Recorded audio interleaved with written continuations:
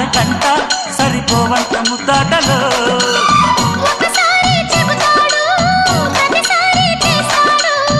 అంటూనే చీపాడు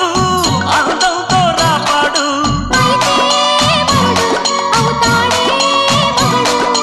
అసలే రతివి అవుతావే సతివి ఘుంఘుమాయించు కొంచెం లవ్లగాయించు లంచం మన్మధించింది మంత్రం మంచం